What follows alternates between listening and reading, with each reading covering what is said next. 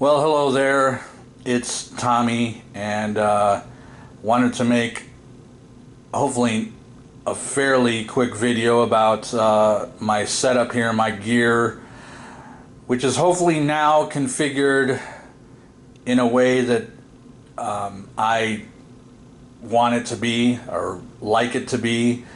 But having said that, to quote the great David St. Hubbins, there's a fine line between clever and stupid. So either this setup that I've rigged up here is clever or stupid. And I guess I'll figure that out as time goes by and how I really end up using this stuff. So, actually I'm going to start up here. This is my recording workstation, I guess, if you want to call it that. This is what I use to record my guitar playing, to record songs and record my guitar playing that I use for my YouTube videos. And so what we have here is the Tascam digital Porta Studio 8-track, what is it, DP-03SD digital Porta Studio, and then next to that I have it's a Behringer I guess Xenix 502 5-channel analog mixer. So these two things together, hooked up together, this is what I use to record my guitar. So that's the recording gear. I'm going to swing over here I just got this. It's the Boss Katana X Mini practice amp, and this thing's actually really cool. 3 channels. There's a clean channel, a crunch channel, and like a super overdrive channel. They call it brown. And it's got the usual 3-band EQ, the bass, middle, and treble. You can crank the gain up, and it's also got built-in delay, actually. Not reverb, but delay. You can make it sound like reverb, but it's really delay. But yeah, this thing is really kind of kick-ass. I'm in an apartment here, and I needed or wanted something that, wasn't gonna disturb anybody, and just wasn't anything too crazy, but something that I could actually play out loud and practice and jam out loud.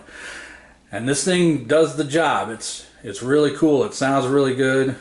It's actually pretty loud if I want to turn it up, which I don't, but it sounds good. Lower volumes, so it's good. It works. It's pretty much perfect for this situation. Okay, so this stuff that I'm talking about right now, this is the new stuff, the brand new stuff for the practice / jamming out loud. What I've always done, really, up until now, is use my recording setup to play guitar through headphones. Even if I'm just practicing or jamming and not recording. But I wanted something to just be able to play out loud and not have to play through headphones. So that's the amp for practice and jamming. And then in front of the amp is this is the Tom's Line little mini digital chromatic tuner, which I got a few weeks back. I found in a store and I picked this up. And it's yeah, it works. It does what it's supposed to do. And then this right here. This is the newest edition, the newest purchase. Just bought it today. It's a used, this is a used Behringer, I think it's called Hellbabe. Stupid name, but it's a Behringer Hellbabe optical wah pedal. And talking about stupid name, this is where we get into whether or not this is stupid of me to have it set up this way or not. So I'll get into the specifics of this wah pedal in a second, but as you can see, just right in front of it, I have a wah pedal. That's the Dunlop original Crybaby wah pedal. And now this used Behringer wah pedal that I just bought today. Now, like I said, this Behringer wah pedal and the tuner, these two pedals are what's in front of the Katana for practice and jamming. So I can, this is what I'm getting after. Okay, so I already have the Crybaby wah pedal. I wanted a wah pedal to use both for recording, which this is my recording signal chain here, which I'm going to talk about in a second. Wah pedal for the recording, and I also wanted to use a wah pedal when I'm just jamming or practicing. So yes, I could, you know, when I want to switch or when I want to practice or jam and I'm not recording, I could, yes, disconnect the one wah pedal that I had and reconfigure it, you know, reconnect it so that it's going into the Boss practice amp. But that to me is kind of a pain in the ass, and I'm all about convenience. So instead of just having one single wah pedal and having to switch it around back and forth however way I wanted to use it for recording or for jamming out loud, I decided, you know, instead of having just the one wah pedal, get another wah pedal and have one connected to the practice jamming amp and the other one connected to the recording gear. So I don't have to disconnect and reconfigure and all that other crap. So that's the idea, basically. Whether or not it's a, you know, overkill or, you know, a dumb idea or whatever, I don't know. I think it's all right so far. We'll see. As time goes on, my feelings might change about it. But obviously, it's also taking up some extra floor space, which, you know, is kind of at a premium. So there's that. You know, now I got two wah pedals cluttering up the floor here, but we'll see. But I tried it out and it works. Like I said, it's used, but it works. It sounds halfway decent.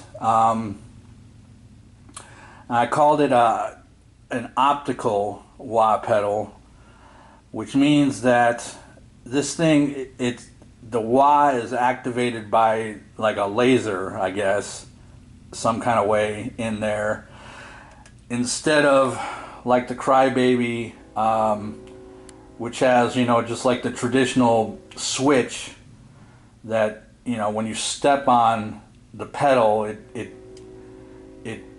presses the switch, and that's how the wah turns on and off. Well, there's no switch on this thing, on the Behringer. You press on the pedal on this, but there's no switch. It's just a laser. I don't know, like a remote control almost, I guess. I don't know. I'm not a technical guy, but as far, you know, my knowledge just goes as far as the fact that there's no switch. It uses a laser in the Behringer, but the Crybaby has a switch. So anyways, there's this Behringer pedal, besides it being like, you know, laser activated, I guess, it has a couple other things, added things that the Crybaby does not have. And one of them is this little button or switch right here, and that engages, turns on and off a boost in the pedal, which it's supposed to boost or make louder, or add decibels to your signal, your guitar signal. So when you press it on and it's on, when you turn on the wah, it's supposed to make add volume basically to your guitar sound. And you can turn up, there's a knob on this side. It's a real tiny knob that you can turn up how much boost you want, like a lot of boost or not that much. I tried it. I'm gonna have to play with it a little more, because it didn't really sound that like noticeable to me, as far as, but I gotta play with it more. I just got this thing, so it might do something, you know, kind of cool with the boost, but I wasn't that impressed with it from my initial kind of plugging into it. So there's that. This big silver knob here, that adjusts the frequency of the signal. So basically, it's kind of like a bass treble knob in a way, I guess. You know, one way you turn it one way, it's more trebly sounding. The other way, it's more bass sounding, I guess. Like I said, not a technical guy, but I think that's the idea behind it. But in any case, that's something else the Crybaby doesn't have. So yeah, I mean, it does work. Kind of cool. It sounds it works. It's fine. And so this is my practice / jamming out loud setup. This Behringer wah pedal, this used thing that I just bought today, the Tom's Line little mini digital tuner, my yellow Lifeline cable, and that all goes into the Boss Katana practice amp. Okay, now moving right along to my recording signal chain, and this is what you all hear in my YouTube videos. So all this stuff with, you know, that I just set up here and just talked about with the Boss, that's not, I'm the only one who hears that in my house, in my apartment. That's not what's in my YouTube videos. You know, this isn't what I use to record. It's just for my personal enjoyment. This is what I use to record, and this is what you hear in my YouTube videos. So again, at this beginning is the ever true Boss TU2 chromatic tuner. This thing, can't live without this thing. Gotta have this. So there's that. There's the Crybaby, original Crybaby wah, which again, I just went through the whole spiel with these wah pedals. This is the one that gets recorded. This is the one, if I play any wah at all in my YouTube videos, it's this one. Then here is also a new piece. It's the Engel Fireball IR, which this thing is awesome. This is where my heavy guitar crunch tone comes from in my videos, in my recordings. It's from this thing. And I won't get too into the, what these things do, but yeah, this is where my guitar sound comes from in the videos. And one thing I will say about this thing is that's a pretty awesome feature is it's got a built-in noise gate, which is very, very nice to have. All right. Then next to that, haven't really found too much of a use for this yet, but we'll see what I do with it. This is a what is this? Source Audio Gemini chorus pedal. Sounds cool, but I'm not sure how to really incorporate that yet to anything that I'm doing, so we'll see. Then next to that, the Boss DD3 digital delay. It's old school, classic, old school delay pedal. Also something I don't use a whole lot. Actually, these last three pedals right here in the picture, I basically don't use these at all. Occasionally, in some spots I do, but so got the chorus pedal, the Gemini chorus pedal, the Boss digital delay, and then the last one there, the white pedal, is the GHS 3 reverb. So this whole line or signal chain is what goes into the recording stuff, and that's what I record. That's what you hear. So it's basically, this whole long convoluted spiel I just gave. Basically what it boils down to is I have one